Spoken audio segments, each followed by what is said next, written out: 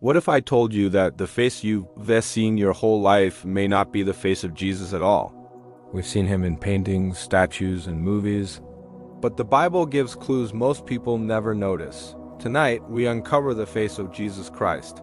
The Bible never gives a detailed portrait of Jesus, but it does give hints. Isaiah 53 says, "He had no beauty or majesty to attract us to him, nothing in his appearance that we should desire him."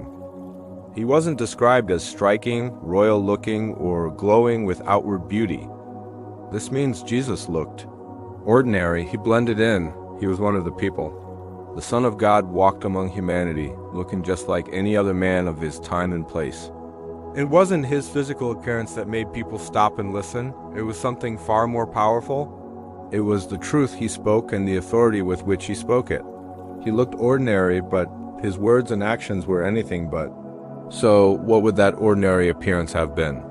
Jesus was born in the Middle East, a Jewish man from Galilee. He likely had dark hair, brown eyes, and olive-toned, sun-weathered skin from spending his days outdoors. He walked miles every single day, traveling from town to town. He worked with his hands as a carpenter.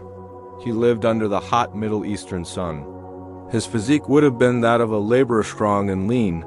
He didn't stand out because of his face or his features.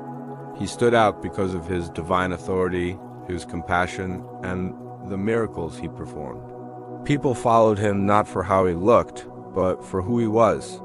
His ordinariness was part of his ministry, allowing him to connect with everyone, from the poorest beggar to the wealthiest official. But that ordinary face endured unimaginable suffering. Before the cross, his face was beaten, bruised, and disfigured beyond recognition.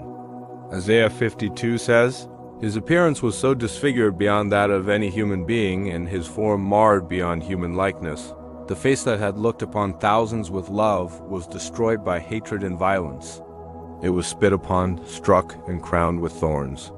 And yet, even in that moment of ultimate agony, that face still looked at humanity with mercy. From the cross, he looked down upon those who tortured him and said, "Father, forgive them." That is the true face of love. But that's not the end of the story. Years later, the Apostle John saw him again. In the book of Revelation, John describes a vision of the resurrected and glorified Jesus. He writes, "His head and his hair were white like wool, as white as snow, and his eyes were like blazing fire. His face was like the sun shining in all its brilliance." This is the same Jesus, the one who walked the dusty roads of Galilee, but now revealed in his divine glory. The face that was once ignored, once ordinary, once marred by suffering, is now too powerful and radiant to even stare at directly.